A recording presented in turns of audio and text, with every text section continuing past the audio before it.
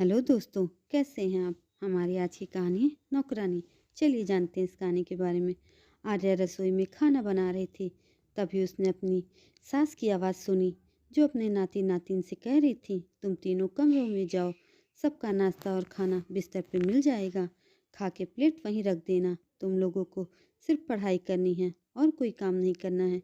फिर रसोई में आके आर्या की सास बोली, बहू आरवी के लिए पराठा बना दो, रोमा के लिए पोहे और सानू के लिए नूडल्स सब बना के उन लोगों के कमरों में दे आना। जब वे खा लें तो प्लेट ले आना। जी माँ जी। आर्या ससुराल में आई हुई थी।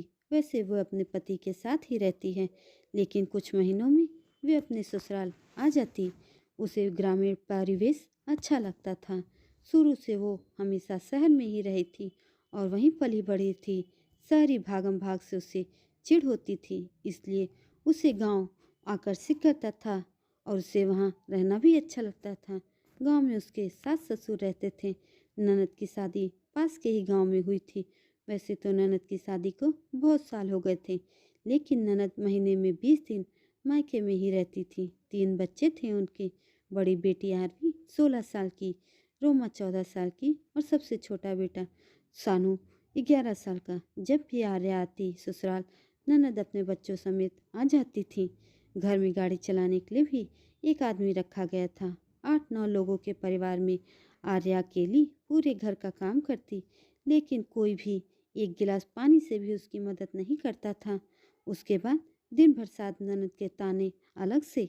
आर्या के पति को अपने घर के सदस्यों के बारे में ये बातें भली भांति पता थी, इसलिए वह हर बार आर्या को मना करता था कि तुम अकेले मत जाओ, मेरे साथ चलना और फिर मेरे साथ ही आ जाना।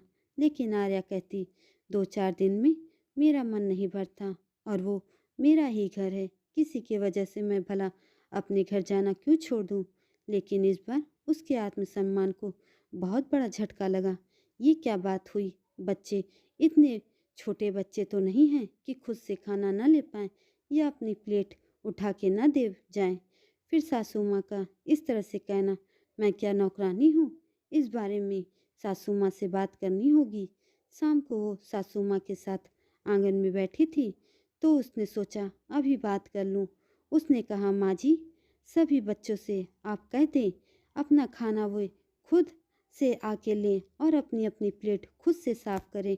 नहीं तो आरवी को बोलिए वो अपने भाई बहन का प्लेट साफ करके रखे। घर में कोई काम करने के लिए कोई नौकर तो नहीं लगा हुआ है।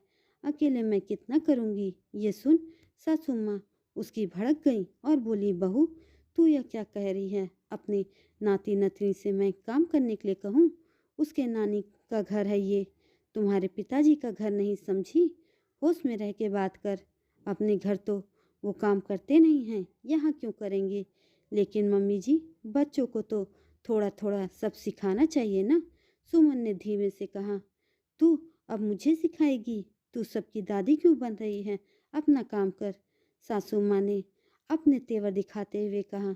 सुमन थोड़ा धीरे से लेकिन कठोर स्वर में अब बोली, ठीक है माँ जी, आपको जैसे रहना है रहिए, लेकिन आपके घर की बहू हूँ मैं, नौकरानी नहीं।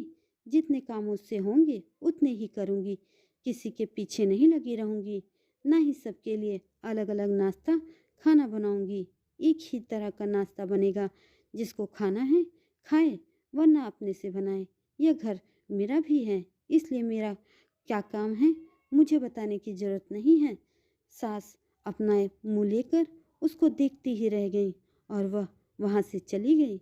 दोस्तों, ये कहानी आपको कैसी लगी कमेंट करके ज़रूर बताएं और ऐसी ही अन्य कहानी के लिए मेरे चैनल को सब्सक्राइब जरूर करें। धन्यवाद।